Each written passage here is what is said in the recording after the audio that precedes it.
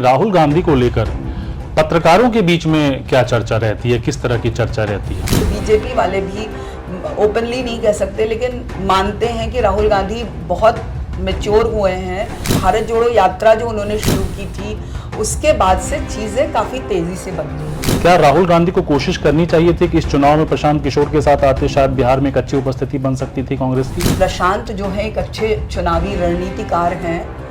अब एक अच्छा चुनावी रणनीतिकार एक अच्छा नेता बनता है या नहीं बनता है, ये तो आने वाला वक्त ही बताएगा। ये जनता जनार्दन ही तय करती है। कांग्रेस में सिर्फ और सिर्फ गांधी फैमिली की चलती है। कांग्रेस प्रेसिडेंट खुद खरगे जी ने अभी पिछले दिनों कहा था कि हाईकमान फैसला करेगा।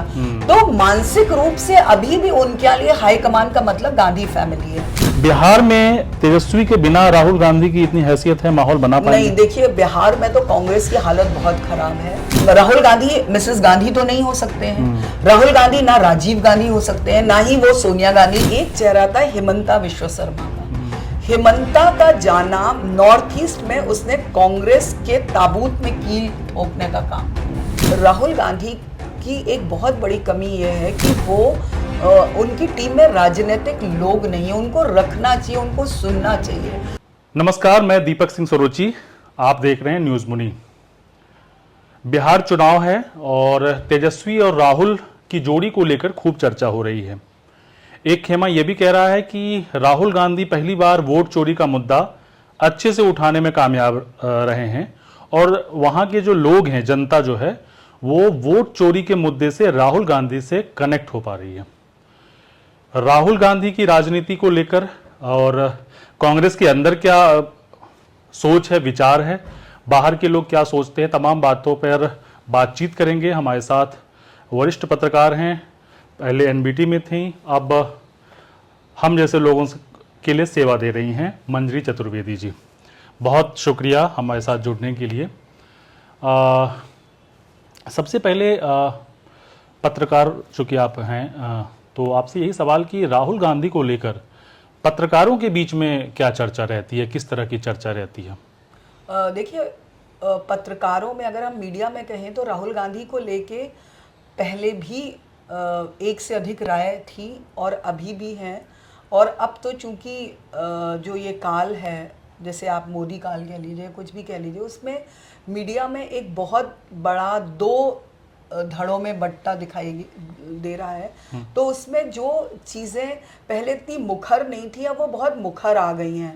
लेकिन अगर हम देखें राहुल गांधी को 2000 के बाद से लेके एक हम प्री 2014 देखें और एक पोस्ट 2014 देखें, तो दोनों में बहुत बदलाव आया है। और ये जो बदलाव है वो मीडिया में भी लोगों को दिखता है कि जिस तरह से एक पहले राहुल गांधी की एक इमेज बनाने की कोशिश की गई थी, तो उसमें उससे लेकर मीडिया का भी मीडिया में एक धड़ा था जो वो सोचते थे।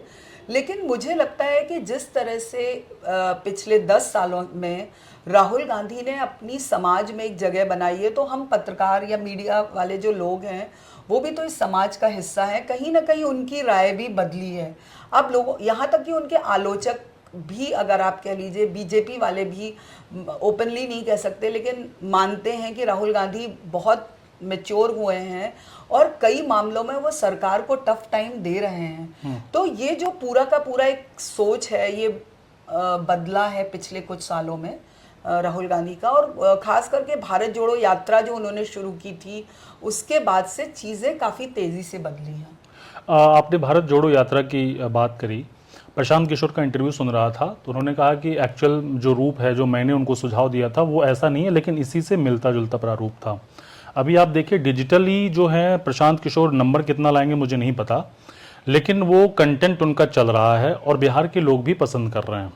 चूँकि मैं काफ़ी लोगों से बातचीत करता हूँ, तो वो कहते हैं कि वो करेंगे क्या मुझे नहीं पता, लेकिन ये पता है वो आईएएस हो के, मतलब होता है ना कि आईएएस बन के आप कैसा काम करेंगे मुझे नहीं पता है, लेकिन आईएएस परीक्षा कैसे पास करें ये इस व्यक्ति को पता है, वो सारी बातें करते। तो क्या राहुल गांधी के लिए कि एक बैड डिसीजन रहा वो प्रशांत किशोर, जैसा उनकी बातचीत से कई बार लगा कि वो कांग्रेस के साथ रहना चाहते थे, क्या राहुल गांधी को कोशिश करनी चाहिए थी कि इस चुनाव में प्रशांत किशोर के साथ आते शायद बिहार में एक अच्छी उपस्थिति बन सकती थी कांग्रेस की? देखिए दीपक, प्रशांत जो है एक अच्छे चुनावी रणनीतिकार हैं। अब एक अच्छा चुनावी रणनीतिकार एक अच्छा नेता बनता है या नहीं बनता है, ये तो आने वाला वक्त ही बताएगा, ये जनता जनार्दन ही तय करती है। और वो अच्छे चुनावी रणनीतिकार रहे, इसका आप 2014 में मोदी जी का जो उससे 2014 से पहले का जो पूरा का पूरा उनका एक चुनावी रणनीति थी, उसका खास करके मीडिया में कैसे उनको प्रोजेक्ट करना, ये सब उन्होंने बहुत अहम भूमिका निभाई। उसके बाद अगर आप देखें तो ममता के लिए उन्होंने काम किया, उन्होंने YRSCP के लिए काम किया, उन्होंने कैप्टन अमरिंदर सिंह के लिए काम किया, और उनका ज़्यादातर जो रहा वो उनका रिजल्ट जो था वो 100% रहा, अगर कांग्रेस को छोड़ दें। अब सवाल ये है कि कांग्रेस के साथ प्रशांत किशोर को जितना मैंने नज़दीक से देखा है, मतलब मैं 2014 से लगातार उनको देख रही हूँ, और लगभग चूंकि मैं कांग्रेस कवर करती थी, ऑपोजिशन कवर करती थी, तो मैंने उनको बहुत नज़दीकी से देखा कि जब उन्होंने कांग्रेस के लिए काम करना शुरू किया। एक्चुअली प्रशांत किशोर की अपनी एक सीमाएं भी हैं। वो सीमा ये है कि वो एक चेहरे पर दांव खेल सकते हैं। वो अगर आप उनको एक कहते हैं कि एक पार्टी को उन्हें मतलब पार्टी को उनको जिताना है, ये करना है, तो उनके लिए थोड़ा मुश्किल हो जाता है। इसीलिए आप देखें कि वो ज़्यादातर उन्होंने उन्हीं दलों के लिए काम किया जिनके पास अपने चेहरे थे, चाहे वो पंजाब में कैप्टन रहे हों, जगन थे, आंध्रा में ममता बनर्जी का चेहरा था, तो वो जहाँ भी गए हैं उन्होंने उनको एक चेहरे की ज़रूरत हो। अगर आप याद करें कि वो 2012 में कांग्रेस के लिए उन्होंने शुरुआती दौर में काम किया था, 2014 जब ये पूरी उन्होंने यात्राएं, किसान यात्रा शुरू की थी, और खाट का कॉन्सेप्ट भी उन्होंने दिया। तो अगर आपको याद हो कि चुनाव के आखिर आते आते उन्होंने एक प्रेशर बिल्डअप किया, और अंततः कांग्रेस को, जो कि वो नहीं चुनावी अपना उम्मीद मतलब सीएम फेस देती, याद कीजिए कि शीला दीक्षित को उन्होंने सीएम फेस बनाया, कांग्रेस ने कहा, और ये सब प्रशांत किशोर की वजह से, क्योंकि उन्होंने बहुत पहले से ये कांग्रेस पे वो दबाव बना रहे थे कि शीला दीक्षित को या कोई एक चेहरा दिया जाए, क्योंकि वो उसी चेहरे के इर्द गिर्द मैं इन सब उसमें प्रशांत किशोर कब से जुड़े हैं कांग्रेस से? एक्चुअली कहा जाता है कि वो कांग्रेस से 2005 या 6 में जब अमेठी के दौर से जुड़े हुए हैं। अच्छा। लेकिन वो बहुत एक शॉर्ट पीरियड था जब वो गांधी फैमिली के पास के नज़दीक तक पहुंचे, उन्होंने काम किया, लेकिन उनको समझ में आ गया कि नहीं हो सकता है। उसके बाद ही वो कहते हैं गुजरात में, फिर वो चले गए अमेरिका, वो लौट के आए तो उन्होंने गुजरात के लिए काम किया। इस बीच में मैं भूल गई कि प्रशांत किशोर का एक बहुत बड़ा समय नीतीश कुमार के लिए, अगर आप 2015 में की बात करें जब हो रहा था तो महागठबंधन का, उस समय में इस बार नीतीश कुमार का जो वो दिया था, वो भी प्रशांत किशोर ने कॉइन किया था। तो हर बार प्रशांत किशोर के लिए एक चेहरा चाहिए, वो उस चेहरे के साथ ही खेल सकते हैं। अब कांग्रेस की दिक्कत ये है कि कांग्रेस के पास भी तो चेहरे हैं, लेकिन कांग्रेस उस तरह से अपने चेहरे पे, जब तक उसके पास मनमोहन सिंह थे, तो अगर आप याद कीजिए 2004 में किसी को पता था, तब तक तो ये भी नहीं था पता था कि कांग्रेस आ रही है। फिर आया तो उन्होंने मनमोहन को दिया। अगर पिछले उस सालों में देखा जाए तो 2009 में जरूर कांग्रेस ने पीएम का चेहरा दिया था, और उसके बाद तो कांग्रेस अकेले अपने दम पर आने की स्थिति में नहीं रही, तो चेहरा देने का सवाल ही नहीं है। लेकिन उसने ये सीख दूसरे राज्यों में भी ली। जब असेंबली चुनाव होते हैं तो आप देखिए वहां पे भी आपको बहुत ज्यादा चेहरे नहीं मिलते हैं। उन्होंने एक ये बनाया, अगर हाँ उनका कोई सिटिंग सीएम है तो शायद वो कुछ हद तक कह सकते हैं कि हम इनके साथ जाएंगे, वरना वो कहते हैं उसके बाद ही हम। कांग्रेस में डिसिप्लिन की भी कमी है, मैं ये इसलिए बता रहा हूं, जैसे आप देखिए प्रशांत किशोर ने जिन जिन के साथ काम किया, बीजेपी में मोदी के लिए, वहां पे मोदी जो चाहते थे वो होता था। तृणमूल कांग्रेस में ममता बनर्जी जो चाहती थी, जेडीयू में आप कहिए जो नीतीश चाहते थे, वाईएसआर रेड्डी में जो वो चाहते थे। बिल्कुल। लेकिन यहाँ पर, क्योंकि मैंने देखा है, आपने भी देखा है कि कई सारे लोग, गुलाम नबी आजाद जैसे लोग जो पूरी ताउम्र कांग्रेस में रहे। अब वो ही बात बता रही थी कि क्यों नहीं प्रशांत किशोर कांग्रेस में, क्योंकि ना तो प्रशांत किशोर कांग्रेस की वर्किंग समझ पाए हैं, एक तो कांग्रेस का माहौल वैसा नहीं है, बाकी इन जितने दलों का आपने नाम लिया उनका क्या है, वन मैन शो है। बीजेपी में भी जैसे ही मोदी आए तो ऑलमोस्ट वन मैन शो ही मैं कहूंगी।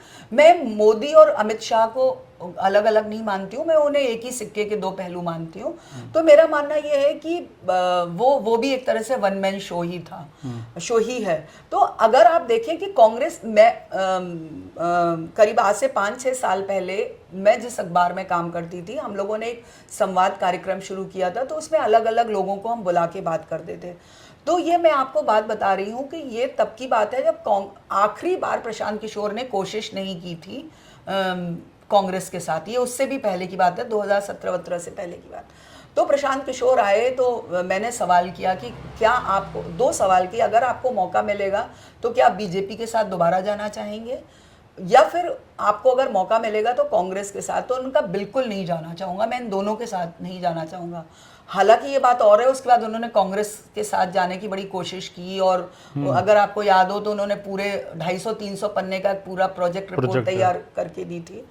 तो तब उन्होंने कहा था, तो मैंने उनसे पूछा क्यों, तो बोले यहाँ पे दिक्कत क्या है कि पार्टी हाईकमान के बाद इतने हाईकमान हैं यहाँ पे कि हाईकमान ने जो बोल दिया, लेकिन यहाँ का एक सेक्रेटरी या यहाँ का एक जनरल सेक्रेटरी, महासचिव और सचिव भी उस डिसीजन को उल्टाने में वो रखता है। और प्रशांत किशोर ये चीज़ अच्छे तरह से जानते थे। ये 2012 में बहुत नज़दीक देखा था जब उन्होंने लोगों के साथ काम किया था। तो उनको मतलब आपकी बातचीत से एक चीज़ और भी लगता है, क्योंकि जो लोगों के बीच में जिस तरह का दृश्य बनाया गया कि कांग्रेस में सिर्फ और सिर्फ गांधी फैमिली की चलती है, वो जो चाहें, जो जिसको चाहें, जब चाहें वो कर सकते हैं। लेकिन प्रशांत किशोर जैसा आपने बताया, वो इसलिए डील नहीं कर पाए क्योंकि कांग्रेस में सिर्फ गांधी परिवार का नहीं चलता है। नहीं, देखिए, हर किसी की अपनी अपनी भूमिका और कोई भी पत्ता पलट सकता है। देखिए, ये तो एक बात मानना पड़ेगा कि कांग्रेस, और जिसका खामियाजा कांग्रेस भुगत भी रही है, हर चीज़ के ना 2 पहलू होते हैं। अगर आप देखिए कि अगर डेमोक्रेटिक एक सिस्टम है, उसके भी अपने कुछ प्रोज एंड कॉन्स हैं, उसके कुछ फायदे हैं तो कुछ नुकसान है। इसी तरह से जहाँ पे वन मैन शो चलता है, उसके भी कुछ नहीं, मैं इसलिए ये सवाल पूछा, मैं इसलिए कह रही हूँ कि कांग्रेस में नो डाउट आज भी भले डेमोक्रेसी है, नहीं, दूसरी बात है कि गांधी परिवार भले ही हाईकमान उस तरह से नहीं है, लेकिन इससे बड़ी बात क्या होगी जब कांग्रेस प्रेसिडेंट खुद खरगे जी ने अभी पिछले दिनों कहा था कि हाईकमान फैसला करेगा। तो मानसिक रूप से अभी भी उनके लिए हाईकमान का मतलब गांधी फैमिली है। लेकिन कुछ चीजें ऐसी हैं जो एक पूरा कांग्रेस का सिस्टम बन चुका है, सबको अधिकार भी है, सबको अधिकार है कि वो अपने बात बोल सके, अपनी बात रख सके। क्या ये अधिकार बीजेपी में है?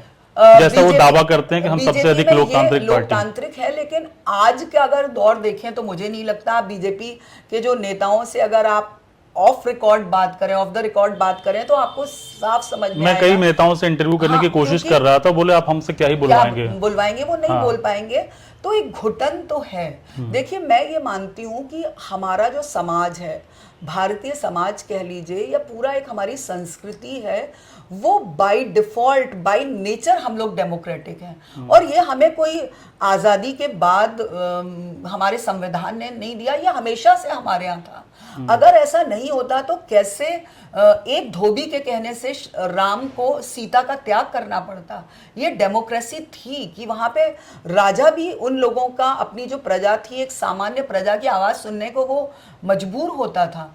तो डेमोक्रेसी, और यही आप देखिए कि जब भी हमसे, हमारे यहाँ कोई, अगर आप इतिहास देखें तो आपको पूरे उसमें दमनकारी अगर कोई शासक मिलता है तो आपको अपने भारतीय समाज से बहुत कम ऐसे मिलेंगे कि वो मिलेंगे, क्योंकि हम लोग हैं ही नहीं, बाय डिफॉल्ट हम लोग उस तरह के नहीं हैं। तो वो किसी के भी, जहाँ पे भी अगर कोई करता है, लेकिन अगर मैं बोलूं कि मैं मतलब पिछले 15-20 सालों से तो मैं सक्रिय तौर पर राजनीति देख रही हूँ, राजनीतिक जीवन लोगों से बहुत नज़दीक से देख रही हूँ, तो मैंने एक चीज़ गौर की है कि धीरे धीरे सभी दल, खास करके जो क्षेत्रीय दल हैं, मतलब एकल नेता सिस्टम के जो हैं, उनमें ये चीज़ जाने अनजाने आ ही गई है कि वो लोग सब धीरे धीरे ऑटोक्रेटिक तरीके से चलते हैं। कि मतलब कोई बहुत ज़्यादा है। मैं एक छोटा सा उदाहरण दूं कि ये 16वीं लोकसभा की बात थी जब मुनमुन सेन उसमें थी। तो एक दिन उनके पाँव में चोट लगी हुई थी, तो वो थोड़ा लंगड़ा वंगड़ा के चल रही थी, मतलब उनको थोड़ा चलने में दिक्कत हो रही थी। तो पाँव काफ़ी सूजा हुआ था। तो हम जब वो हाउस से निकले तो हम कई पत्रकार लोग खड़े हुए थे, तो अरे हमने कहा अरे नहीं, और वो हील तो नहीं पहने थी, चप्पल।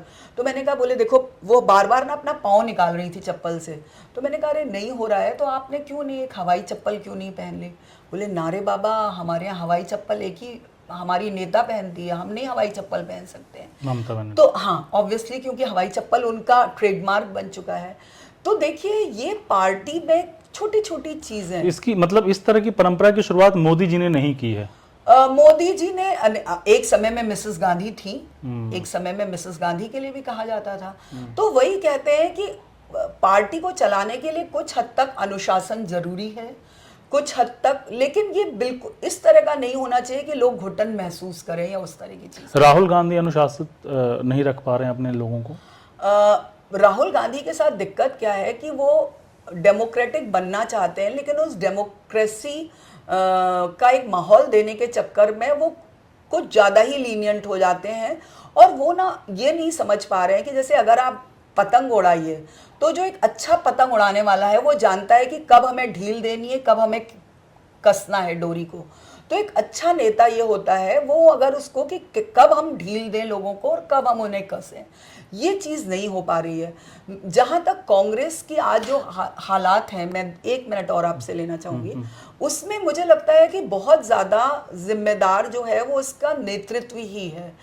मैं एक छोटी सी घटना आपको बताना चाहूँगी कि एक हम लोगों ने कहानी पढ़ी थी कि एक पेड़ के कोटर में एक चिड़िया रहती थी, उसके 3-4 बच्चे थे। तो एक दिन वो आई तो देखी बहुत बच्चे शोर कर रहे हैं, तो उसे लगा कि कहीं सांप आप तो नहीं आ गया। वो गई तो देखे बच्चे बड़े परेशान थे, तो उन्होंने पूछा क्या हुआ। तो बच्चों ने कहा कि माँ अपना पेड़ कट, हमारा ये घोंसला छिन जाएगा, पेड़ कटने वाला है। तो उनका क्यों, ऐसे क्यों कह रहे हो? बोले आज इस खेत का मालिक आया था और उसने कहा कि इसको हम काट देंगे। तो उसने कहा तुम परेशान मत हो, चिंता मत करो, सब ठीक हो जाएगा। फिर 2-3 दिन बाद फिर बच्चे थोड़े उद्विग्न हुए तो माँ ने फिर शांत कर दिया। ऐसे करके कई दिन बीतते गए, 10-15 दिन हो गए। तो एक दिन आए तो बच्चे थोड़े उदास थे, उनका क्या हुआ? तो बोले माँ अब तो वो जो मालिक है वो आके दराती वराती और वो आरा वारा सब रख गया है। तो उसकी माँ ने कहा कि बेटा कल सुबह उठते ही हम सब लोग यहाँ घर छोड़ देंगे, उड़ जाएंगे। तो क्यों उड़ जाए? उन्होंने कहा आप ऐसे क्यों कह रही हैं इतने दिन से? बोले अभी तक वो जो मालिक था वो अपने सेवकों से काम करा रहा था, और कोई सेवक जब तक उसे डर ना हो कि मालिक सर पे खड़ा हो वो काम नहीं करता है। तो अब चूंकि मालिक ने कहा कि वो इतना नाराज हो गया, वो दराती वगैरह लेके आ गया, इसका मतलब है कि काम कल होगा। तो हम लोगों ने बचपन में कहावत सुनी थी कि संदेशों खेती नहीं होती है। खेती के लिए आपको खुद खेत में जुतना पड़ता है, उतरना होता है, मैसेजिंग से खेती नहीं होती है। तो दिक्कत क्या हो रही है? राहुल गांधी कहीं जाते हैं, काम करते हैं, सब करते हैं और उसके बाद चले जाते हैं और उनकी पीठ पलटते ही सब कुछ सामान्य हो जाता है। तो मगर ये राहुल की गलती है क्या? ये राहुल नहीं, क्योंकि राहुल तो एक अच्छे परिवार की निशानी है कि वो सबको छूट दे रहे हैं कि आप अपने तरीके से करो। लेकिन नेता को फीडबैक भी लेना चाहिए। जो एक डर होता है ना, जवाबदेही होती है, वो जवाबदेही नहीं है। वो जवाबदेही बीजेपी में है। बीजेपी में बाकायदा रिस्पॉन्सिबिलिटी तय नहीं कर पा रहे हैं, नहीं हो पा रही और है।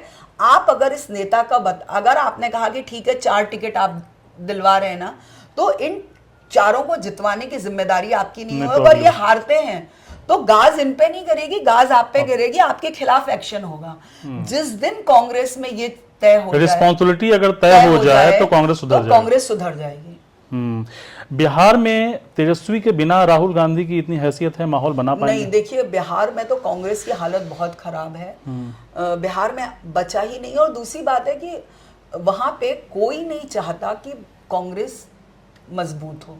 एक तो कांग्रेस की नहीं, जीत की बात नहीं। हाँ, मतलब सॉरी, मैं थोड़ा सा जोड़ देता हूँ, जीत की बात नहीं कह रहा हूँ। क्या वो कांग्रेस को मजबूत कर सकते हैं अकेले अपने दम पर? राहुल गांधी, हाँ। देखिए राहुल गांधी कोशिश कर रहे हैं। राहुल गांधी वहां कांग्रेस को जितना मजबूत करने के लिए अपने दम पर नहीं कर सकते हैं, लेकिन राहुल गांधी वहां विपक्ष को मजबूत कर रहे हैं, क्योंकि वो भी जानते हैं कि कांग्रेस में वहां कुछ नहीं है।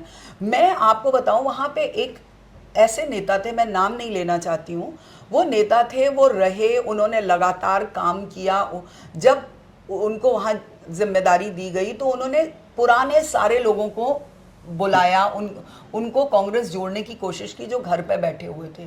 लेकिन क्या हुआ कि जो दिल्ली से भेजे गए बाद में लोग थे, उन लोगों ये बिहार के नेता की ये बात कर- बिहार की मैं अच्छा। बात कर रही हूँ, जो दिल्ली भेजे गए लोग जो थे, मैं ये पिछले 2020 के चुनाव की बात बता रही हूँ कि मिथिलांचल की एक सीट थी, एक सीट, मैं नाम भूल रही हूँ उनका, मिश्रा करके नया लड़का था, उसको दी गई।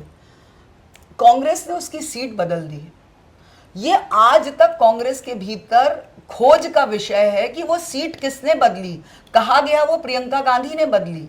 और मैं आपको एक बहुत ही विश्वसनीय सूत्र से बता रही हूं कि उस समय में अहमद पटेल जो सोनिया गांधी के राजनीतिक सचिव हुआ करते थे, वो कोविड में बेड पे थे। वहां पे लालू फैमिली का फोन आता है और वो उनसे बात करते हैं। उस एक सीट के बदलने का नुकसान ये हुआ कि वहाँ आरजेडी की, वहाँ एक्चुअली मिथिलांचल को अगर आप देखें तो वो मुस्लिम और ब्राह्मणों का एक कॉम्बिनेशन है। तो उन्होंने कहा था कि आप यहाँ पे ब्राह्मण को दीजिए और बाकी हम लोग देख लेंगे। इन्होंने उस ब्राह्मण सीट का टिकट बदल के एक मुस्लिम को दे दिया और उसका असर क्या हुआ कि पूरा ब्राह्मण चला गया। ब्राह्मण आरजेडी के साथ नहीं जाना चाहता था। तो उसका असर ये हुआ कि वो आरजेडी के भी और आरजेडी वहां बहुत बुरी तरह से हार गई उस पूरे इलाके में। तो सवाल ये है कि कांग्रेस के अंदर ये भी बहुत कुछ होता है। तो अगर जब तक पार्टी ये सारा वो नहीं करेगी, टिकट, आप ये देखिए कि अगर आज आप हैं, आप कोई काम करते हैं, आपको जिम्मेदारी दी जाती है, आप 5 साल से 7 साल से आप एक सीट को नर्चर कर रहे हैं, उसको तैयार कर रहे हैं, 10 साल से कर रहे हैं, और अचानक कोई दूसरी पार्टी से बंदा आपके नेता आता है, उम्मीदवार कोई आता है और उसको पार्टी टिकट दे देती है। वो सामने वाली पार्टी से अपने यहाँ गद्दारी करके आया है। वो आपके यहाँ आई इसीलिए रहा है क्योंकि वो हार रहा है। लेकिन ये चीजें मैम दूसरी पार्टियों में भी तो होती है। बीजेपी को देख लीजिए, पूरा कांग्रेस के सारे लोग यहाँ से उधर जा चुके हैं। अब आप ये देखिए, और उनकी उपलब्धि यही है मंत्री और ये सब होने की, क्योंकि वो कांग्रेस से आए हैं। मैं आपकी बात काफी हद तक मानती हूँ, लेकिन आप ये देखिए कि उनका क्या वो लोग अपने बल पे जीत रहे हैं? वो अपने बल पे नहीं जीत रहे हैं, वो बीजेपी के बल पे जीत रहे हैं। लेकिन मोदी जैसा बड़ा नेता, जो अभी मुझे लगता है कि पिछले कई दशकों में ऐसे नेता ना थे और ना भविष्य में ऐसे हो पाएंगे, उस दौर में जब इस तरह के नेताओं को जगह, मतलब जो पैराशूट से आ रहे हैं उनको जगह मिल रही है, तो राहुल गांधी तो अभी बेचारे वो स्ट्रगल ही कर रहे हैं, तो वो क्या करेंगे फिर? नहीं, सवाल ये है कि आपको कहीं ना कहीं देना पड़ेगा लोगों को। एक हो क्या रहा है, बाहर से जो लोग पैराशूट से आते हैं वो आके ले जाते हैं। नतीजा क्या होता है? जो 10 साल से काम कर रहा है, आज मान लीजिए आप एक कोई काम बहुत अच्छा कर रहे हैं, जब आपको रिवार्ड मिलने का मौका आया तो हमने किसी और को दे दिया। आप ना तो पार्टी के लिए, आपका काम फिर पार्टी के लिए काम करना नहीं रहेगा। आप देखेंगे कैसे ये पार्टी हारे। कुल मिला के बात है कि मोदी जी के साथ ये अच्छी बात है कि उनका चेहरा एस्टेब्लिश हो चुका है, लोगों को पता है कि इनके साथ रहने में ही भला है, इसलिए उनका संगठन चल रहा है। राहुल एक हारे हुए चेहरे अभी बने हुए हैं, इसलिए उनका संगठन टूट रहा है, क्योंकि किसी को लाभ नहीं दिख रहा है राहुल के साथ। दूसरी बात है, आप ये देखिए, राहुल गांधी खुद मेहनत कर रहे हैं, बहुत मेहनत कर रहे हैं। हाँ, यही मुझे दुख होता है कि राहुल अकेले मेहनत करते हुए मुझे दिखते हैं। एक दो नेताओं को छोड़ दूं, स्क्रीन पे राहुल के अलावा कोई नहीं दिखते, कोई दिखता नहीं है। देखिए, सबसे बड़ी बात है कि इसमें राहुल को भी सोचना पड़ेगा। अगर आप देखिए तो मिसेस गांधी से लेके और उनकी अपनी मां तक, जो कि सबसे ज्यादा कांग्रेस में 18-19 साल तक कांग्रेस की अध्यक्ष रही, उन्होंने हमेशा अपनी टीम में जो थे कुछ राजनीतिक समझ के लोगों को रखा था। राहुल गांधी को आप देखिए कि राहुल गांधी के जो क्लोज लोग हैं वो कहाँ राजनीतिक हैं। आप राहुल गांधी मिसेस गांधी तो नहीं हो सकते हैं। राहुल गांधी ना राजीव गांधी हो सकते हैं, ना ही वो सोनिया गांधी, जो एक महिला जो राजनीति में आना ही नहीं चाहती थी, अपने पति को भी नहीं राजनीति में भेजना चाहती थी। वो महिला आई और देश की सबसे पुरानी पार्टी पे एक इतिहास रच के चली गई। उसने सरकार दी, 10 साल सरकार चलाई, सब कुछ किया। तो कहीं ना कहीं एक जो उनको इस बात का एहसास था कि कुछ लोग तो हैं जो पार्टी को जानते हैं, पार्टी की कार्यशैली को जानते हैं, सब कुछ ठीक है। आज आप बदला हुआ समय है, आप टेक्नोक्रेट भी रखिए, ये सब भी रखिए, लेकिन आप राजनीति कर रहे हैं तो एंड ऑफ द डे आपकी टीम में 2-4 लोग तो ऐसे होने चाहिए ना जो आपको राजनीति सही तरीके से समझा सकें, यस मैन ना हो। ये कांग्रेस की या राहुल गांधी की एक बहुत बड़ी कमी है। कि वो, और दूसरी चीज क्या है कि क्यों नहीं लोग, वो सच्चाई उन तक क्यों पहुंच नहीं पाती है, क्योंकि ये जो पूरी कोटरी है वो सच्चाई उन तक पहुंचने देना नहीं चाहती है।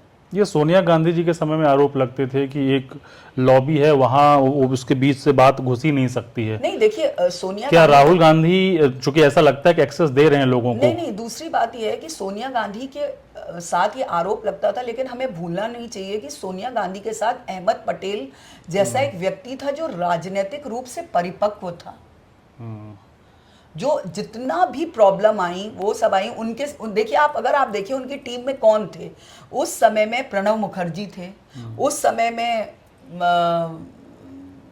दिग्विजय सिंह जैसे लोग एक्टिव हुआ करते थे उस समय में, अहमद पटेल जैसे लोग थे जो राजनीतिक रूप थे। आज आप देखें कि ये जो तमाम लोग हैं वो सब लोग या तो हाशिए पे पड़े हुए हैं या वो विड्रॉ कर गए हैं। वो उतना ही काम करते हैं जितना ज़रूरी होता है, उतना ही वो काम करते हैं, उतनी ही राय देते हैं जितनी उनसे मांगी गई है। उस समय में हमें भूलना चाहिए, नहीं चाहिए, जनार्दन द्विवेदी जैसा संगठन महासचिव हुआ करता था, जिसको संगठन के लोग, हर राज्य में संगठन के प्रमुख लोगों का छोड़िए, हर जिले के लोगों का उंगलियों पे गिनती पे पता था। तो वैसी टीम आज कहाँ है कांग्रेस में? राहुल गांधी को संगठन के लिए एक अलग से किसी अच्छे नेता को चुनना चाहिए। देखिए, आप क्यों कहा जाता था कि ऐसा नहीं है भाई, इसी कांग्रेस ने कामराज, कौन हो सकते हैं वो चेहरा अभी के समय में? जैसे मोदी और शाह हैं, तो राहुल गांधी के शाह कौन हो सकते हैं? कई लोग हैं जिन्हें एक्टिव, हालांकि इसमें काफी हद तक अशोक गहलोत थे, लेकिन वो अपनी एक गलती के चलते उन्होंने अपना मतलब ये मौका गवा दिया। हाँ। कई लोग हैं, मुझे लगता है कि अगर उनको मौका दिया जाए तो वो लोग हो सकते हैं। एक समय था, राहुल गांधी के लिए लड़ने का बहुत काम किया था प्रकाश जोशी ने, वो उनके सचिव थे। एक बार जब, अगर आपको याद हो कि 2012-13 में young brigade versus old guard का बहुत चल रहा था, उस समय में प्रकाश जोशी सबसे मुखर सुर थे जो राहुल गांधी के लिए और उनके नेतृत्व के लिए आगे उभर के आए, जो आज भी सोचते हैं कि कैसे। तो मुझे लगता है उन लोगों का, और आपको जमीन से जुड़े लोगों को अपने साथ लेना होगा, जमीन से जुड़े जो नेता हैं उनको, और उनको सुनना होगा। राहुल गांधी बहुत सुनते हैं, मैं उनके सुनने पे मुझे कोई नहीं है, वो बहुत अच्छी बात है, नेता का गुण सुनना होना चाहिए, फीडबैक तभी मिलता है। लेकिन ये फीडबैक उनको सिर्फ आम जनता से नहीं लेना चाहिए, उनको आपको अपनी पार्टी के अंदर से भी ये फीडबैक लेना चाहिए। बिहार के अंदर पप्पू यादव, कन्हैया कुमार, इस तरह के लोग रणनीतिकार हो सकते हैं, बन सकते हैं राहुल गांधी के लिए? देखिए, कांग्रेस कोशिश कर रही है, क्योंकि सबसे बड़ी बात है कि अब उसके पास बिहार में बड़े दो तीन चेहरों को अगर छोड़ दिया जाए तो वहाँ नेता है ही नहीं है बिहार में। और जो लोग हैं उनको भी आपने बिल्कुल अलग थलग कर दिया है।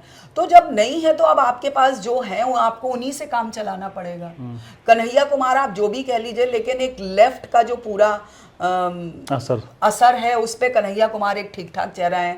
उधर अगर मिथिलांचल और वहाँ पे कहें कोसी के आसपास का है, वहाँ पप्पू यादव की अपनी से है। लेकिन वहाँ पे भी आप देखना चाहिए कि ये दोनों ही जो नाम आपने लिए, इनके साथ आरजेडी सहज नहीं है, चुनौती मानती है आरजेडी। हाँ, उनको कहीं ना कहीं से लगता है कि ये चुनौती है।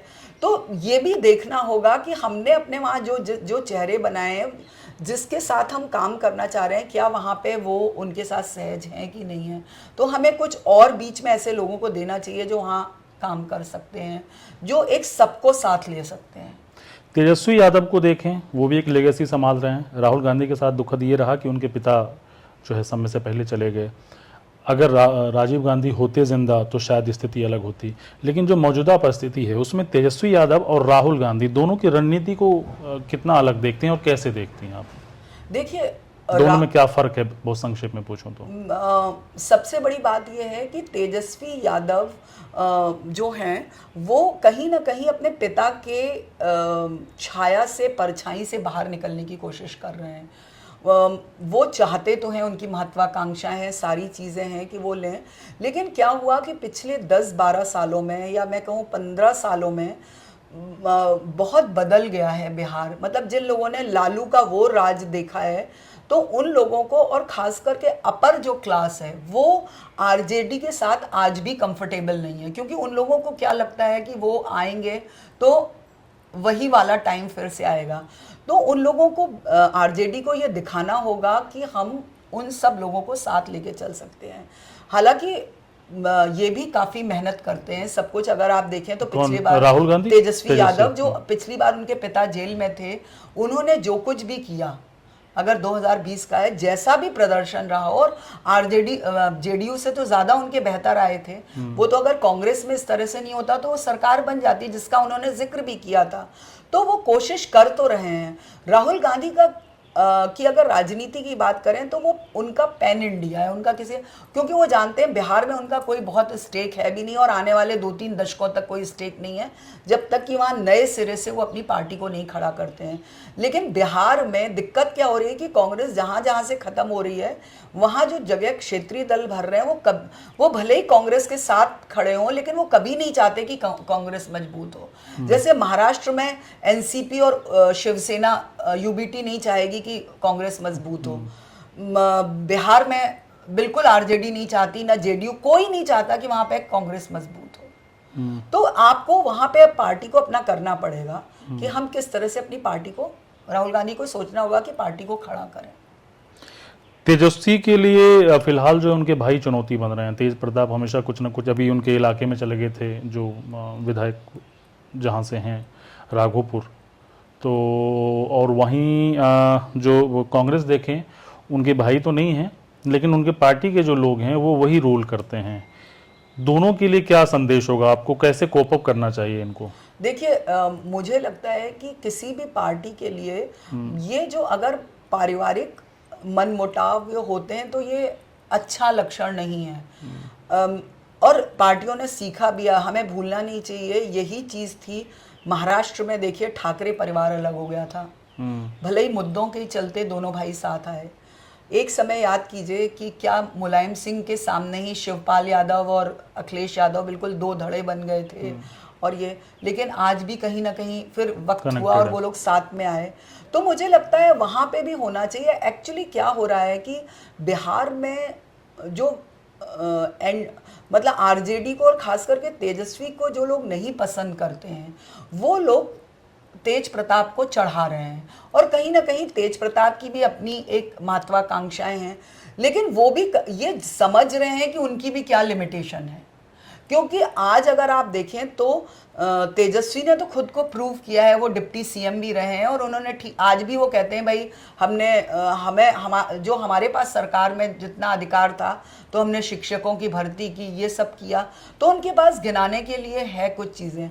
और जनता का सबसे बड़ी बात है कि जनता कुछ देर के लिए तो आपके प्रति सहानुभूति रख सकती है, आप में एक नेतृत्व देख सकती है, लेकिन वो लंबे समय तक नहीं देख सकती है।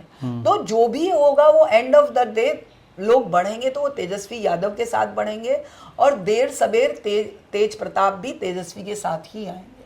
कांग्रेस के जो कई लोग छोड़ के गए हैं राहुल को, वो राहुल की वजह से गए, या फिर जो उनकी एक इमेज बनाई गई बीजेपी के लोगों ने, पप्पू या उनको समझ नहीं आता, और लोगों में जिस तरह का वो भ्रम फैलाया या जो भी कहें, क्या उसकी वजह से कांग्रेस को ज्यादा नुकसान हुआ है, या राहुल अपनी वजह से नुकसान कर रहे हैं? देखिए, मैं इस सारी चीज़ों को, जो लोग छोड़ के गए उनको हम किसी एक उससे डिफाइन नहीं कर सकते, एक सिद्धांत पर हम नहीं लागू कर सकते। कुछ हद तक राहुल गांधी में भी कुछ कमियां रही हैं, लेकिन हमें ये भूलना नहीं चाहिए कि हम ये उस दौर में खड़े हैं जहां पार्टी बदलने का एक बहुत बड़ा कारण एजेंसियों का दबाव है। आज आप देखिए कि मतलब चूंकि बहुत सारे कांग्रेस से ऐसे लोग गए हैं जिनसे अगर आप ऑफ रिकॉर्ड बात करें तो वो वहाँ सहज नहीं है, वो वहाँ सहज नहीं है, और मौका मिला है तो लौटे हैं। आप हरियाणा में अशोक तंवर लौट के आए हैं, तो अगर मौका मिलेगा तो वो लौट के आए, क्योंकि क्या होता है कि आपको मान लीजिए एक नेता, तो वो लौट के खुशी से आए हैं या बीजेपी में जैसी उम्मीद थी नहीं मिले फिर आ गए? तो क्या होता है कि भाई सब मतलब निष्ठावान तो आज के समय में कोई है नहीं, कोई निष्ठावान नहीं है। अगर आप, लेकिन कुछ चीजें ऐसी हैं कि राहुल थोड़ा सा इनिशिएट कर लेते तो शायद चीजें उतनी, जैसे सब इसमें एक दो उदाहरण बहुत ऐसे हैं जिन्होंने नुकसान पहुंचाया। उसमें एक चेहरा था हिमंता विश्व शर्मा का। हिमंता का जाना नॉर्थ ईस्ट में उसने कांग्रेस के ताबूत में कील ठोकने का काम किया है, क्योंकि उसने तय कर लिया। अगर आप ये देखिए कि बीजेपी ने, खास करके मोदी शाह की जोड़ी ने तमाम लोगों को बर्फ में लगाने का काम किया, दूसरे दलों से आए लोगों उनको दिया, लेकिन जितना इस बीजेपी में इस वक्त पावरफुल हिमंता विश्व शर्मा है, बाहर से आया कोई व्यक्ति शायद उतना, कोई सीएम, इवन बीजेपी का सीएम इतना पावरफुल नहीं होगा जितना हिमंता है, क्योंकि हिमंता की अपनी पूरे नॉर्थ ईस्ट पे जो पकड़ है, उसके तमाम सभी राज्यों के जो क्षेत्रीय दल हैं उनके साथ एक वो है, उसके चलते वो कांग्रेस के लिए इसीलिए नुकसानदेह हुए और इसीलिए बीजेपी को फायदा पहुंचा रहे हैं। बीजेपी को उनमें लाभ दिख रहा है उनको साथ में रखने में। तो मुझे लगता है कि एक ये गलती बड़ी हुई कि इसको कांग्रेस ये कुछ वही बात होगी कि किसी कंपनी ने आपको 15 साल ट्रेनिंग दिया, अपने पैसे पे सारा रिसोर्स आपने तैयार किया, और जब लगा कि अब आपसे मैं कुछ कमा सकता हूं तो कोई दूसरी कंपनी ने आपको हायर कर लिया कि आप। और दूसरी चीज इसमें मैं कहता हूं कि अगर थोड़ा सा राहुल वो करते तो शायद ज्योतिरादित्य भी नहीं जाते। पता है क्या होता है कि एक समय में मुझे याद है कि जब नरसिम्हा राव हुआ करते थे तब पहली बार शब्द आया था पॉलिसी पैरालिसिस का, जो कि मनमोहन के दौर में और ज़्यादा व्यापक हो गया। लेकिन मुझे लगता है कि वो कांग्रेस के भीतर बहुत गहरा बैठ गया। आपको आज के दौर में जब यूं डिसीजन लिए जाते हैं, आपको तुरंत फैसले करने होते हैं, वहाँ पे आप चीज़ों को लटकाए नहीं रख सकते। क्यों आप लोगों के अंदर इतनी सबको इतनी महत्वाकांक्षाओं को इतनी हवा दे दें कि पुराना नेता भी वहाँ का उसके भी मतलब लहरें उठें कि मैं चीफ मिनिस्टर बन जाऊंगा, और जो नया युवा चेहरा है, क्या हुआ कमलनाथ और ज्योतिरादित्य को आप देख लीजिए, सचिन पायलट, अशोक गहलोत का हुआ, यही स्थिति आप देखिए छत्तीसगढ़ में रही, भूपेश बघेल, बाबा चरण सिंह। तो ये नौबत क्यों आती है? जब ये सारा हो रहा है, आपको एक क्लियर कट एक रखना होगा पार्टी को। आप सबको खुश करके नहीं चल सकते हैं, और यहीं पे जो हाईकमान है उसका यही भूमिका आती है कि क्या आपको लगता है ये राजनीतिक महत्वाकांक्षाएं दूसरे दलों में नहीं होंगी? वहां पे भी होंगी। लेकिन क्या होगा कि अगर नेतृत्व अगर मजबूत, यहीं पे मैंने कहा कि कुछ हद तक आपको एक, मैं उसे डिक्टेटर तो नहीं कहूंगी, कुछ हद तक ऑटोक्रेटिक होना जरूरी है। देखिए, अगर पिता, एक परिवार में भी देखिए, अगर पिता का डर या पिता का एक ऑरा ना हो तो फिर तो परिवार बिखर जाएगा। क्यों होता है कि माँ क्या होती है, आपको प्यार देती है, पुचकारती है, सब कुछ करती है, आपकी सारी ज़रूरतों को वो करती है। लेकिन ऐसा नहीं है कि पिता में प्यार नहीं है, पिता में भी प्यार होता है अपने परिवार, अपने बच्चों के प्रति, लेकिन उसका एक वो, क्योंकि वो अनुशासन वो करता है। माँ संस्कारों से अनुशासन देती है, तो पिता थोड़ा डांट के ये करके वो अनुशासित करने की जरूरत रखता है। तो मुझे लगता है ये कहीं ना कहीं कांग्रेस में लैक है, एक कमी। राहुल गांधी के लिए ये भी दिक्कत रही क्या कि जब उनके पिता की हत्या हुई, उस दौर में जो भी नेता थे सब अपने अपने समय के बड़े नेता थे, दिग्गज नेता थे, और इनका एक तरह से बचपन बीता, और जब ये बड़े होके आए तो वो सारे लोग काफ़ी वरिष्ठ हो चुके थे, तो एक उनको अंडर प्रेशर रहना पड़ा कि हमारे पिता के मित्र हैं, कोई ये हैं वो हैं, उस तरह से वो डिसीजन लेने में थोड़ा संकोच हुआ। अगर शायद राजीव गांधी जिंदा होते तो एक राहुल गांधी, मजबूत राहुल गांधी होता जिसका कॉन्फिडेंस और ज़्यादा होता। हाँ, कुछ हद तक ये बात सही थी, लेकिन हमें भूलना नहीं चाहिए कि वो संजय गांधी थे जिन्होंने इंदिरा गांधी के रिजीम में सरकार का, पार्टी का सारा वो अपने हाथ में रखा। राजीव गांधी किन परिस्थितियों में आए, और ये राजीव गांधी ही थे ना, जब उनको प्रधानमंत्री बनाया जा रहा था तो प्रणब मुखर्जी की तरफ से उनकी भी कुछ महत्वाकांक्षाएं जागी थी, और ये तो प्रणब दा ने खुद ही अपने उसमें बोला ही है।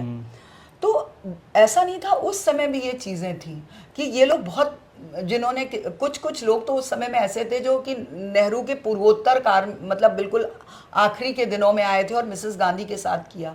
सवाल देखिए यहीं पे क्या होता है कि अगर आपकी टीम में राजनीतिक लोग हैं तो वो आपकी मदद करते हैं, वो आपको बताते हैं कि कहाँ तक आपको किन लोगों को साध के चलना चाहिए, कहाँ तक लोगों को लेके चलना चाहिए। ये राहुल गांधी की एक बहुत बड़ी कमी ये है कि वो उनकी टीम में राजनीतिक लोग नहीं है, उनको रखना चाहिए, उनको सुनना चाहिए। और एक दिक्कत मुझे लगता है कहीं ना ये है कि अगर उनकी नज़रों से कोई उतर गया तो फिर वो रीच आउट करने की कोशिश नहीं करते। देखिए कोई भी राजनीति है, पार्टी है, संगठन है, उसमें हमारी व्यक्तिगत पसंद नापसंद हो सकती है, लेकिन अगर हम बड़े मकसद के लिए काम कर रहे हैं, बड़े परिप्रेक्ष्य में काम कर रहे हैं, तो हमें अपनी व्यक्तिगत पसंद नापसंद को थोड़ा अलग रखना होता है।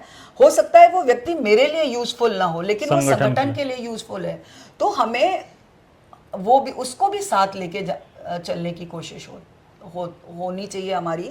और ऐसा नहीं है, मैंने देखा है कि जनार्दन द्विवेदी जैसा इतना जो कांग्रेस को हर तरीके से जानता था, समझता था, मिसेस गांधी के साथ काम कर चुके हैं, आज वो बिल्कुल अलग थलग पड़े हैं। क्यों नहीं? अगर उनको जाना होता तो वो कांग्रेस छोड़ के जा सकते थे, लेकिन वो एक, जैसे कहते हैं ना, राजनीतिक संन्यास का जीवन बिता रहे हैं। मुझे लगता है और मेरा मानना है और ये मेरी गट फीलिंग है कि अगर उनको कोई जिम्मेदारी बड़ी दी जाए या उनको कोई मौका दिया जाए तो वो आज भी पार्टी के लिए वैसे ही काम करेंगे जैसे कि वो 2014 से पहले कर रहे थे। लेकिन विश्वास आपको करना होगा, राहुल को विश्वास करना पड़ेगा, और हर किसी को रिस्पॉन्सिबिलिटी तय करनी पड़ेगी। बिल्कुल बिल्कुल। और उनकी जिम्मेदारी तय करने के साथ साथ उनकी बात भी सुननी होगी। बिल्कुल। ये 2-3 चीजें। बिहार चुनाव को अगर देखें तो अभी जैसे एक वीडियो आया था कि राहुल गांधी कहीं बाहर घूम रहे थे तो बड़ा मुद्दा बनाया गया, तो इस तरह की चीजें राहुल गांधी को रोकनी चाहिए या फिर हर कोई घूमता है विपक्ष?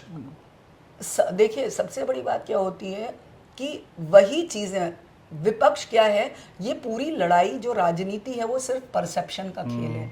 अगर आपको मेरे खिलाफ कोई और चीजें नहीं समझ में आ रही है तो फिर आप क्या मुद्दा बनाएंगे कि अरे इन्होंने ये किया, इन्होंने ऐसे कपड़े पहने, ये ऐसे बिना चप्पल के चले गए, या लोगों के बीच जाके उन्हीं के कोल्ड ड्रिंक से वो के, क्योंकि आपके पास कोई गंभीर मुद्दे नहीं है।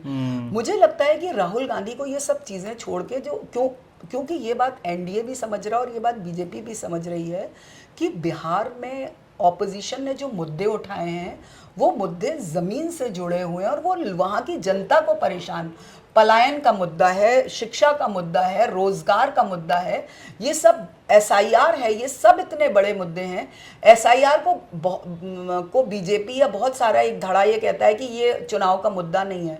एसआईआर उस तरह से चुनाव का मुद्दा भले ही जमीन पे ना हो, लेकिन उसके बहाने बहुत सारे मुद्दे जो चल रहे हैं ना, वो मुद्दे लोगों से जुड़े हुए हैं। वो मुद्दे आने वाले समय में आप चुनाव की दिशा तय करेंगे। तो अगर आप बाकी सारी चीज़ों को भूल के इस पे कंसंट्रेट करें और उसको एक आक्रामक तरीके से आप, मुझे लगता है, ज़मीन पे ले जाने की कोशिश करें, तो ये चीज़ें विपक्ष की तरफ से उठाई जाएंगी, बीजेपी की तरफ से, एनडीए की तरफ से, लेकिन बहुत ज़्यादा, क्योंकि आपके पास एक ठोस कारण है जो जनता से जुड़े मुद्दे हैं। और वो भी जानता है, जो सत्ता में बैठा हुआ वो भी जानता है कि इस मुद्दे पे हमारे पास कहने के लिए कुछ नहीं है। तो अगर ये थोड़ा सा विपक्ष वहां कर ले तो मुझे लगता है कि स्थिति बेहतर हो सकती है उसके लिए। पप्पू यादव जैसे नेता को मौका देना चाहिए कांग्रेस को कि फुल फ्लेज जो आपको करना है आप डिसीजन लो?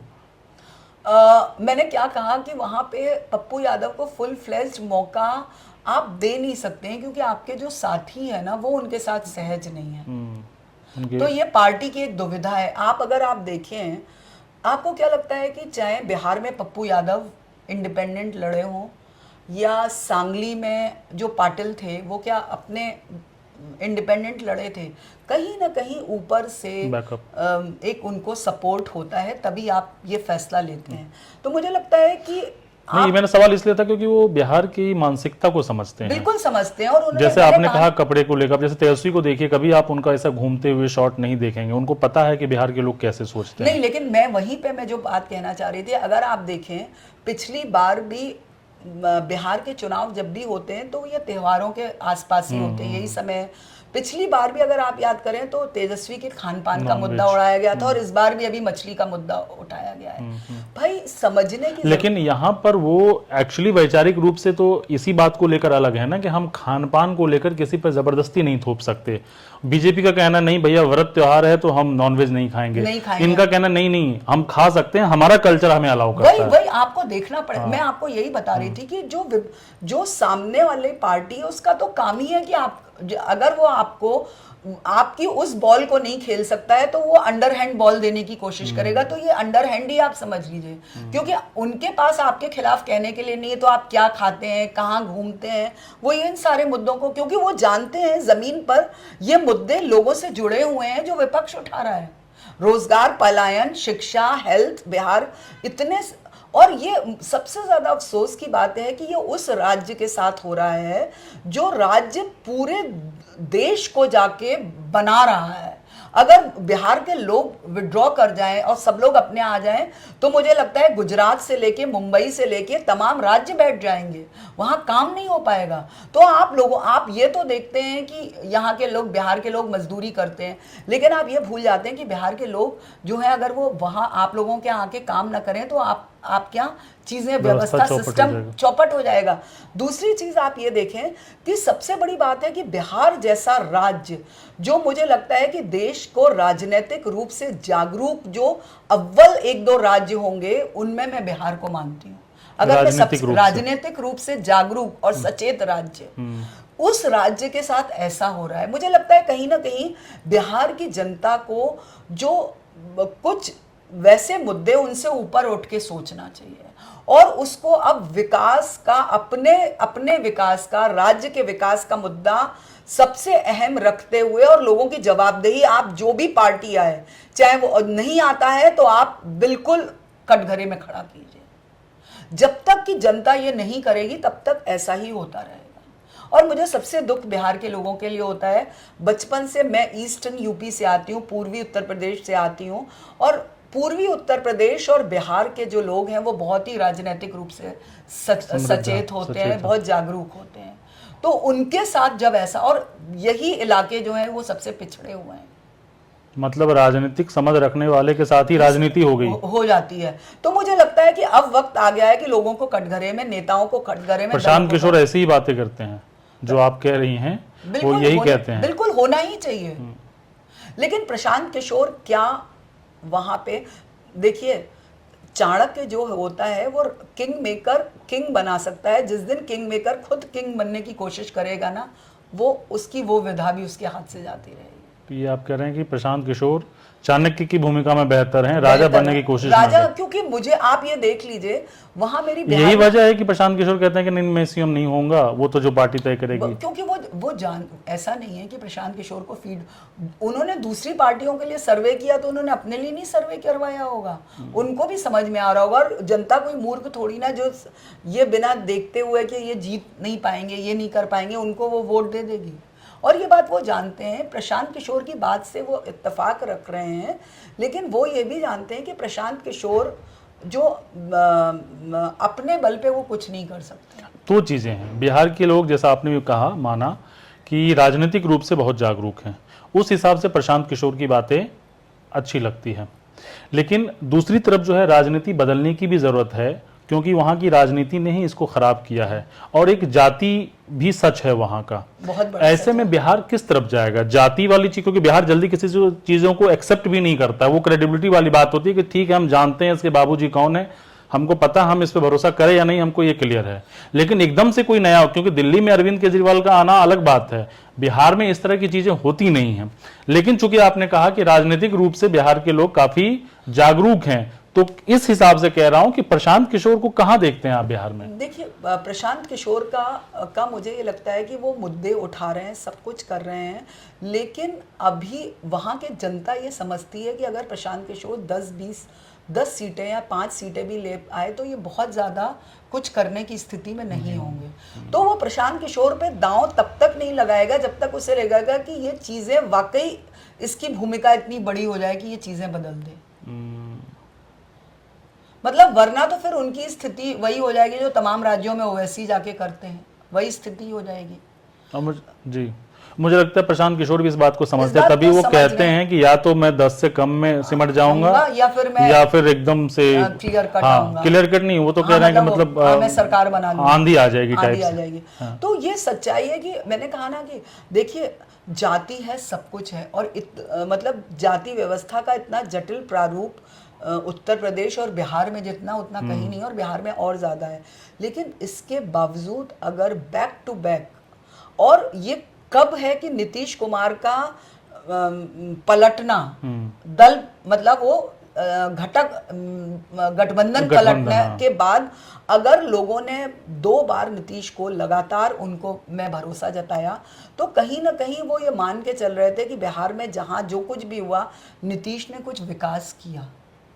लेकिन अभी क्या हुआ, लगातार चीजें बदलती गई और लोग अब देख रहे एक हैं। चीज और भी रहा कि नीतीश पे कभी भ्रष्टाचार के आरोप नहीं लगे। देखिए पहली बात। दूसरी बात क्या है, क्योंकि विकास जो है, जैसा कि प्रशांत किशोर भी कहते हैं कि शुरुआत के 5 सालों में ही उन्होंने हुआ। बिल्कुल किया। बाद में जितनी रफ्तार होनी चाहिए थी वो नहीं थी, वो बस कुर्सी चलाते रहे। फिर क्या हुआ कि क्योंकि वो गठबंधन के साथ आ गए तो गठबंधन की मजबूरियां जो थी वो उनके साथ भी हुई।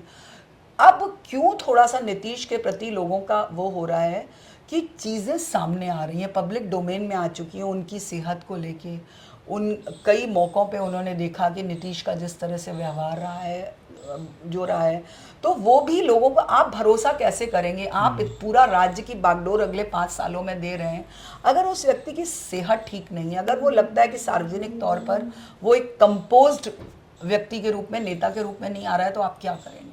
तो ये एक सवाल वहां पे हो सकता है। लेकिन बावजूद उसके आज भी मैं मानती हूँ कि बिहार में नीतीश फैक्टर है। तो जैसा आपने कहा कि उनकी सेहत कई बार सार्वजनिक रूप पे दिखी है कि वो बहुत ठीक नहीं है, बुढ़ापा उन पे हावी हो रहा है, आपको लगता है जो वोटर हैं वो एतबार घटेगा एनडीए को लेकर? क्योंकि नीतीश कुमार जो चेहरा है सबको पता है कि ये कुछ समय के लिए है, हो सकता है शायद ना भी बने, या बने तो 2-4 महीने में हटा दिए जाएं। देखिए वहाँ पे लोग, मेरी कई लोगों से बिहार में बात हुई, वहाँ पे लोग बीजेपी को भी नहीं चाहते, वहाँ एक धड़ा है जो आरजेडी को भी नहीं चाहता, और ये लोग हैं कि ये चाहते हैं कि नीतीश, इसलिए नीतीश बना रहे। लेकिन थोड़ा असमंजस एक तो सेहत को लेके है, और एक बड़ा वर्ग जो है जो बीजेपी से बहुत नाराज है, वो देख रहा है कि आने वाले दिनों में नीतीश किस का रुख क्या रहता है और बीजेपी इनके साथ क्या करती है। ऐसे में अगर विकल्प क्या बचता है? आरजेडी से नाराज, बीजेपी से नाराज, तो फिर या तो प्रशांत किशोर हों जो कि बिल्कुल नए हैं, दूसरी कांग्रेस है जो इस हालत में नहीं है। इस हालत में नहीं है। तो देखिए वहां पे मुझे लगता है कि बिहार में जो है चुनाव का जब तक और माहौल बिल्कुल और क्लोज नहीं आ जाते तब तक ये स्थिति कहना मुश्किल है बिहार का। लेकिन ये तो जरूर है कि बिहार तेजस्वी जो है वो बहुत मेहनत कर रहे हैं, चीज़ें हालात उनके पक्ष में है, लेकिन भी हमें भूलना नहीं चाहिए कि बिहार इतनी आसानी से बीजेपी जाने नहीं देगी, क्योंकि अगर एनडीए के हाथ से निकलता है बिहार तो इसका सीधा असर अगले साल होने वाले बंगाल के चुनाव में, क्योंकि अब बीजेपी की जो अगली सबसे बड़ी नज़र है वो बंगाल है, जो उसे किसी भी हद में अपने कब्जे में लेना है, उसे बंगाल अभी तक वो बंगाल नहीं जीत पाया है। तो ये एक बड़ा उसका वो है। तो इतना, वही मैंने कहा कि इतना आसान अगर उनके पास मौका हो कि बिहार आप खो दे और हम बंगाल जीत लें तो बीजेपी चाहेगी, एक्सेप्ट करेगी? देखिए मतलब हाइपोथेटिकल है, लेकिन वो नहीं चाहेगी ऐसा, क्योंकि अगले साल 5 राज्यों में चुनाव है, आसाम का गढ़ उसको अपना बचाना होगा, तो वो नहीं चाहेगी कि इसका असर पड़ेगा। बंगाल में तो उसकी पूरी वो है, वो केरल और तमिलनाडु में भी अपने पांव पसारने की कोशिश कर रही है, पौंडीचेरी में भी वो तमिलनाडु से लगा हुआ है। तो कहीं ना कहीं जो अगले 5 राज्य हैं अगले साल होने वाले, वो बीजेपी के लिए, बीजेपी के जो राजनीतिक महत्वाकांक्षा हैं उसके उनका कहते हैं ना कि अश्वमेध यज्ञ का वो है, अश्वमेध यज्ञ का घोड़ा है, तो अगर उनको बिहार की जमीन में उसको जगह नहीं मिली, वहां घोड़ा भूखा मर गया, तो फिर उनके लिए वो बाकी राज्यों में घुसना बहुत मुश्किल हो जाएगा। आप चूंकि 11 साल से मोदी जी को देख ही रही हैं, और ब्रेकिंग न्यूज़ तो किसी को मिल नहीं पाता, क्योंकि अंतिम समय तक पता नहीं होता है कि क्या होने वाला है। लेकिन उसकी रणनीति, जिस तरीके से वो पॉलिटिक्स करते हैं, आपको क्या लगता है कि आने वाले समय में कांग्रेस और आरजेडी को और पीके भी, चूंकि मुद्दों को लेकर चुनौती तो दे रहे हैं, वो सरकार में आते हैं, कितने नंबर लेके आते हैं, दैट इज डिफरेंट इशू, कैसे टैकल करेगी? क्या रणनीति हो सकती है बीजेपी की? देखिए बीजेपी की वही रणनीति होगी, डिवाइड एंड रूल। अगर उनको, हाँ, वो कांग्रेस के साथ बिल्कुल नहीं जाना चाहेगी। अब बचता वहां पे क्या है, आरजेडी बचता है और पीके बचते हैं। आरजेडी भी मुझे मुश्किल होगा उनको तोड़ना। अगर आरजेडी के ठीक ठाक नंबर आ जाते हैं तो मुझे लगता है कि तात्कालिक लाभ के लिए वो तेजस्वी यादव इतना बड़ा वो नहीं लेंगे। अब बचता, अगर वहां पे प्रशांत किशोर कुछ सीटें ले आते हैं, मान लीजिए, अगर नहीं, मैं पहले पूछ रहा हूँ कि बीजेपी की रणनीति क्या होगी आरजेडी, कांग्रेस और पीके को कमजोर करने के लिए, क्योंकि उनकी तो यही होगी कि विपक्ष को, मतलब जो भी अपोनेंट है लड़ रहा है उसको कमजोर करें, चाहे वो इमेज बिल्डिंग हो, क्योंकि अभी जिस तरह से तो वो तो जिस तरह माँ की गाली, आप देख लीजिए ना कि वहां जिस तरह से मुद्दे जो बीजेपी उठा रही है वो तो कोशिश कर रही है। और बीजेपी के पास अब कहने के लिए क्या है? बीजेपी के पास कहने के लिए यह है कि सबसे बड़ा तो ये घुसपैठी है। ये चाहते हैं नहीं है कि घुसपैठियों, जो एसआईआर का मुद्दा हम क्यों लेके आए हैं, क्योंकि ये लोग सब उन घुसपैठियों को बसाने की कोशिश कर रहे हैं। तो ये जो एक नारा है या एक पूरा का पूरा माहौल बनाने की कोशिश है कि धर्म के आधार पर इन सब मजहबी वो किया जाए, जो बीजेपी का एक सोची समझा एक वो है, उसी रणनीति आजमाया फार्मूला है, उसी पे वो काम करेगी। क्योंकि उसके इमेज बिल्डिंग बेसिकली, क्योंकि उनके पास मुद्दे वैसा कुछ है नहीं। आप वही देखिए ना, वो नैरेटिव उनका क्या चल रहा है, राहुल कहाँ घूम रहे हैं, वो क्या खा रहे हैं, वो प्रशांत किशोर के लिए भी कुछ आने वाले समय में लेगा। देखिए ये क्या है, जैसे जैसे बिहार के चुनाव नजदीक आएंगे देखेंगे विपक्ष क्या माहौल दे रहा है, उसका काट बीजेपी करेंगे। कोशिश तो उनकी रहेगी कि इनको पूरी तरह से तोड़ा जाए। जो मैंने कहा ना कि एनडीए बिल्कुल भी, खास करके मोदी और अमित शाह बिहार नहीं अपने हाथ से जाने देना चाहेंगे। कुछ भी करेंगे, एन कैन प्रक्रेन, जो कि अभी तक मतलब ये होता ही है कि बीजेपी जिस तरह से महाराष्ट्र को लेके, हरियाणा को लेके, वो तो आरोप है ही, और विपक्ष को इसी बात का डर है। अगर नंबर कम आए तो पोस्ट इलेक्शन भी कुछ सोच सकते हैं, जैसे गोवा में हुआ था। देखिए ये मुझे लगता है कि मुश्किल होगा ये कहना थोड़ा। पीके अगर नंबर लेके आते हैं तो फिर देखा जाएगा क्या हो सकता है, क्योंकि आरजेडी कांग्रेस तो टूटने वाली नहीं है। आरजेडी कांग्रेस मुश्किल लग रहा है कि या तो फिर बीजेपी इतना बड़ा दांव खेले कि अगर स्थितियां ऐसी आती हैं तो वो वही ना कर दे जो कर्नाटक में कांग्रेस ने किया था, कि उन्होंने कहा था कि आप जेडीएस को सीएम आपका होगा, हम बाहर से समर्थन देंगे। जो उन्होंने वहाँ पे पीडीपी के साथ किया था कि आपका सीएम हो। तो वही सारी चीज़ें हैं कि ये देखना होगा कि कैसे, लेकिन उसके लिए भी हमें सोचना होगा क्या आरजेडी माइनस कांग्रेस वहाँ मतलब जिसके साथ आप चुनाव में उतरे, क्या फिर उसको साइड में आप अलग कर देंगे? और क्या कांग्रेस के रहते बीजेपी वहाँ उनको सपोर्ट करेगी, नहीं करेगी? उस स्थिति में एक ही चीज़ बचती है, फिर वो वही करेंगे कि आरजेडी में सेंधमारी करेंगे, विधायकों को तोड़ा ताड़ी होगी, हॉर्स ट्रेडिंग होगी। चलिए, आप हमारे साथ बातचीत में जुड़ी और राहुल गांधी को लेकर, कांग्रेस को लेकर और बिहार चुनाव को लेकर काफ़ी सारी बातें बताई। मुझे उम्मीद है कि दर्शकों को पसंद आएगा। धन्यवाद, नमस्ते।